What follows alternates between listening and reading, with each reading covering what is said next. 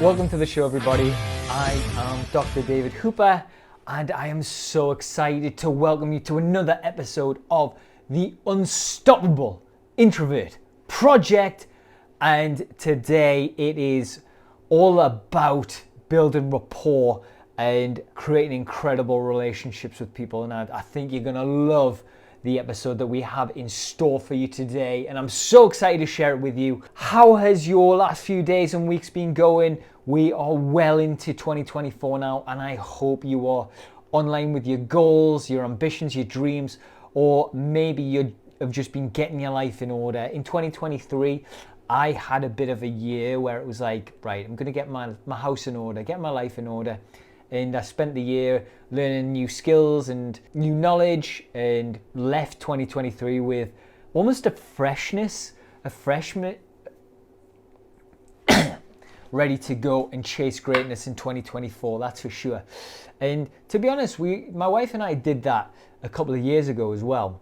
Back after COVID hit, we sold our house and we really just wanted to get our shit together. So we bought a new house, and we called it Let's Get Our Shit Together House. And that's what we've done. We've went and cleaned house, started afresh, got extra qualifications, started new things, lost weight, changed our mindset, all to set us up for greatness, for whatever is next.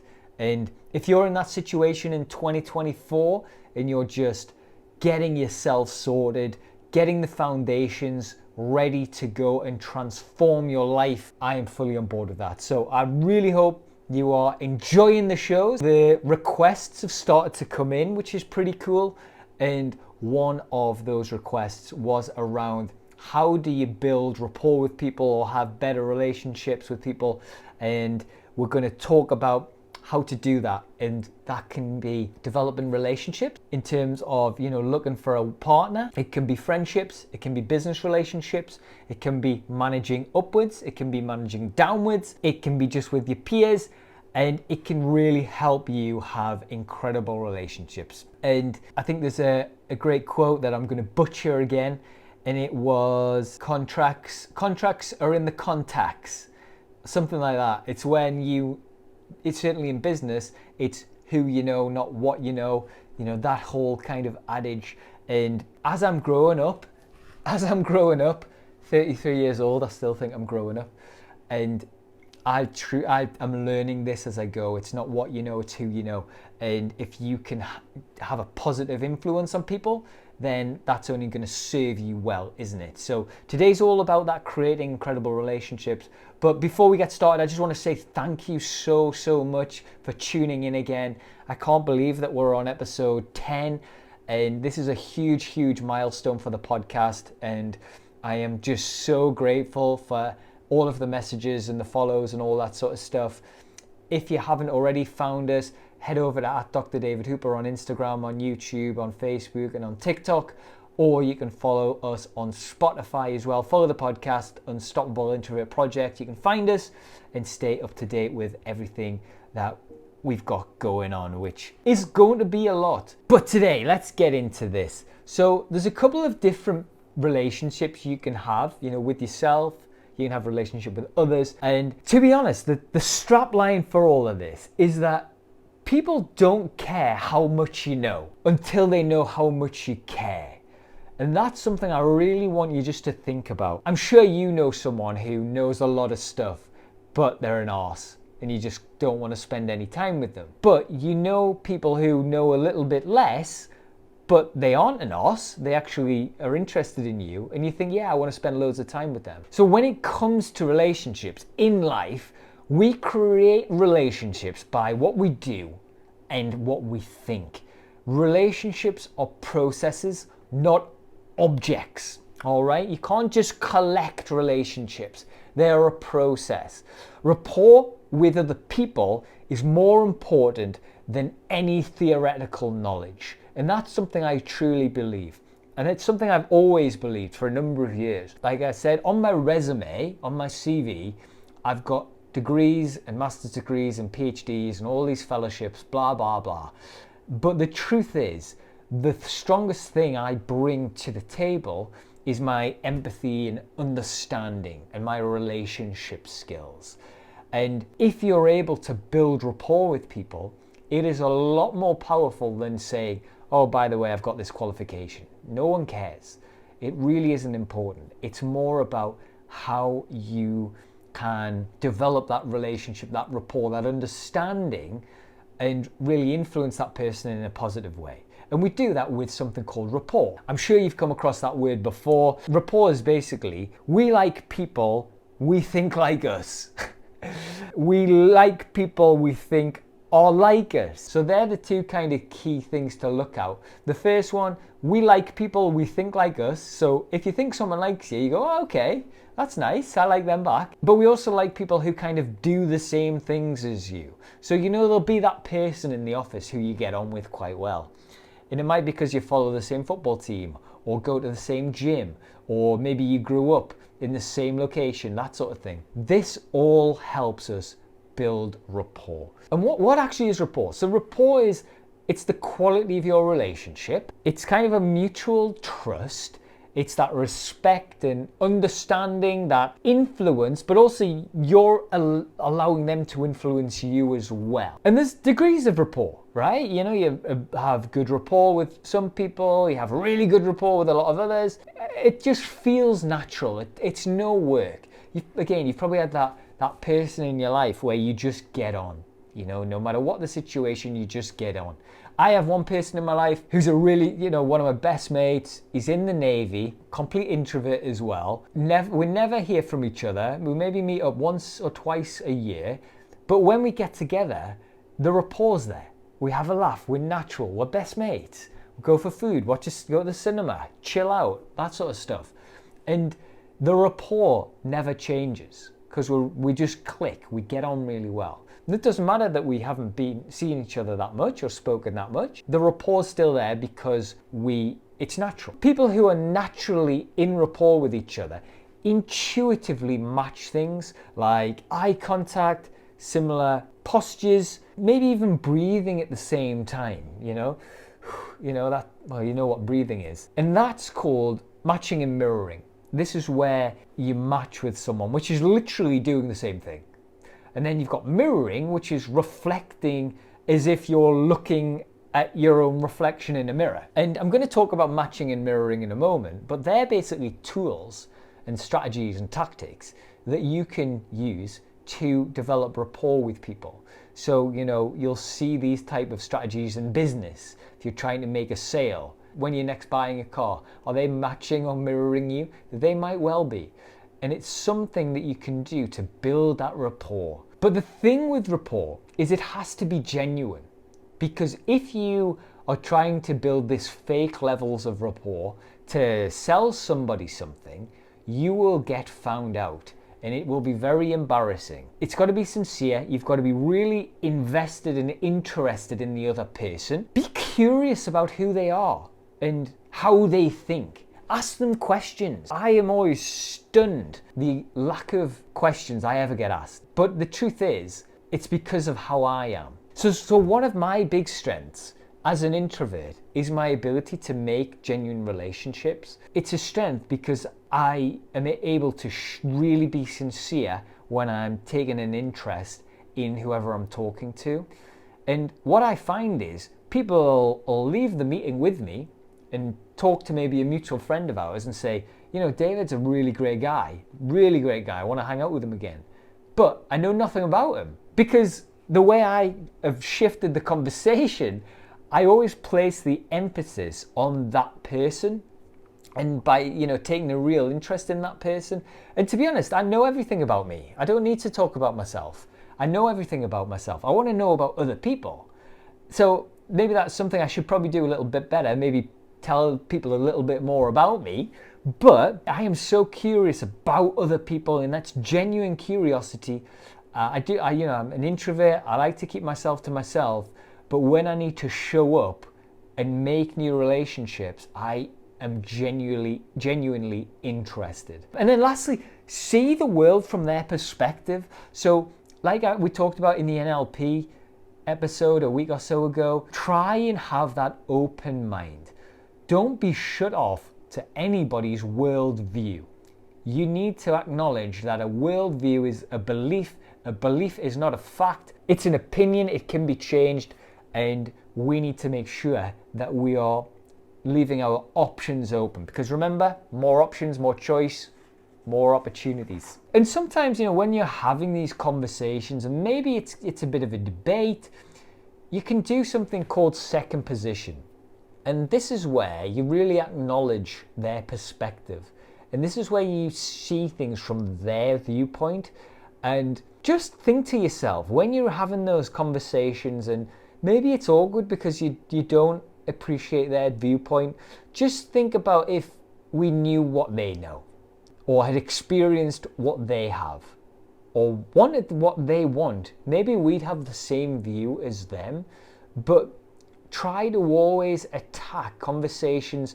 Obviously have your own viewpoint, but make sure you're also really leaving yourself open to saying, okay, if I knew all of the information relating to my colleague, I knew what they know, had experienced what they have, and wanted what they want, maybe I'd act like they do.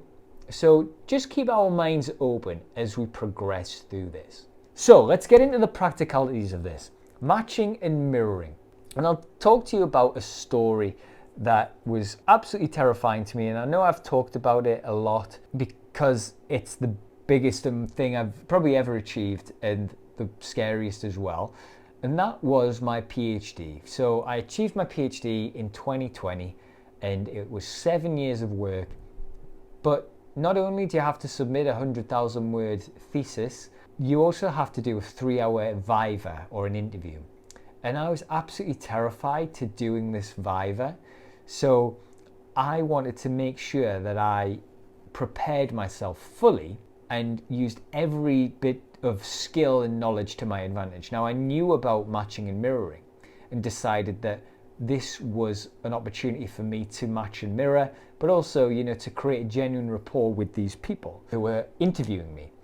So a few things I tried to do. I tried to match my breathing pattern with whoever I was talking to. I tried to mirror any gestures that the supervisors were doing. I tried to maintain eye contact as much as I could when they were asking me questions. When I was giving answers, I wanted to look them dead in the eye and not break, not in an aggressive way, just in an attentive way, especially when they were asking me questions. I would nod my head, I would acknowledge what they were saying, I would smile when they smiled. And again, this was genuine interest, because remember, this 3-hour interview is exhausting. So the last thing I want to do is put myself through even more torture by trying to remember to nod and to make eye contact and to gesture and all these different things. But instead, I naturally did these things. I got into the habit of looking people in the eye, of gesturing, of breathing when they breathed. And then it came down to things like, my voice. So the volume. If they were getting excited about a part of the thesis, I was getting excited about the part of the thesis. If they were getting screechy about it or low, I was getting screechy or low. If they were talking quick, guess what? I was talking quick as well. These non-verbal communications are often much more powerful than verbal. So there's a lot of power with association here. And what that means is, if you're mirroring what that other person is doing, that other person is going to assume you feel or know the same as what they know.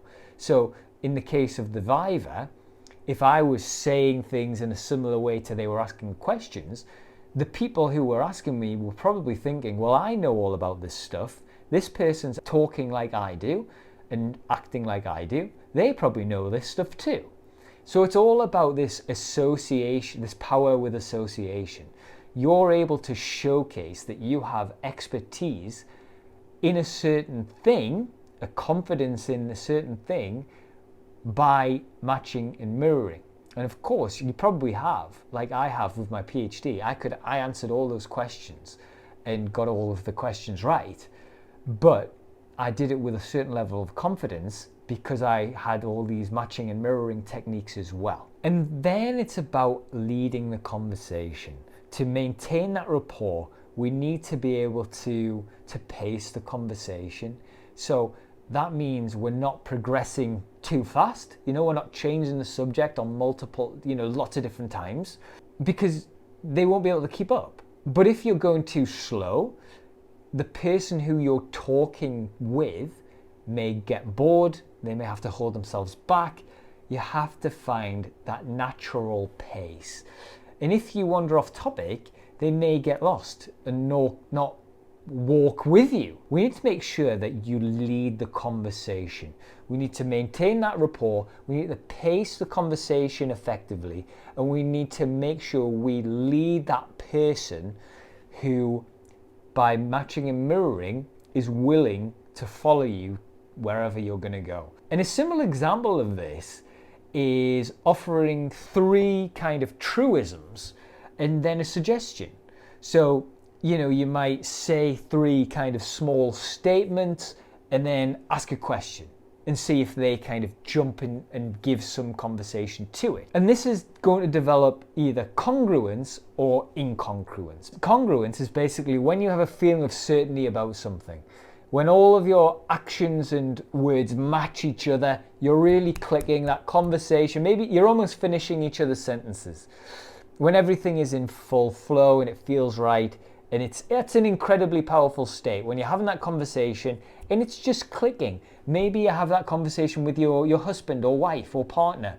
Maybe you just have that conversation and it just flows naturally. You both know where you're headed. You both know what you're trying to get to. You're on the same page, and it's an incredible place to be. However, incongruence is something to keep an eye out for. Incongruence is when everything does not align. Incongruence can be thought as the but. So if you imagine yes is congruence, yes but, or no but equals incongruence. Congruence is amazing. Incongruence isn't horrendous, but it's not allowing the rapport that we're aiming for. Incongruence indicates something is not quite right yet. So more information is required. Maybe you're having a conversation with someone you're pitching to do some investment. They're interested, but they need more information. You're not clicking yet. Pushing forward at this point would lead to no action being taken, and that would lead to frustration. So this could be like you've done your pitch for this investment. They still haven't got the information they need. You say, what's your answer then? And they say, no, we're not going to invest. Obviously very frustrating, very upsetting. And it's because we haven't quite managed their expectations yet. So we want you to get to that level of congruence. I want you to be certain of what you want, and we'll take action to get there. And that's when you're having conversations with people. This is the ideal state to be in when you are speaking to your line manager or managing a client or speaking to your partner. Understand exactly what you want and start to take some action towards it. Incongruence can be deployed externally. And this is, you can feel this externally when your words just aren't aligning, your physiology's off, somebody's sitting and closed off. I don't know if anybody saw Match of the Day the other night with Jermaine Jenas and Micah Richards. Micah Richards was not having Jermaine Jenas at all. And Micah Richards basically closed himself off. He crossed his legs, crossed his arms, looked in the opposite direction. And you could see that there was generally tension in the air. So that's an external example.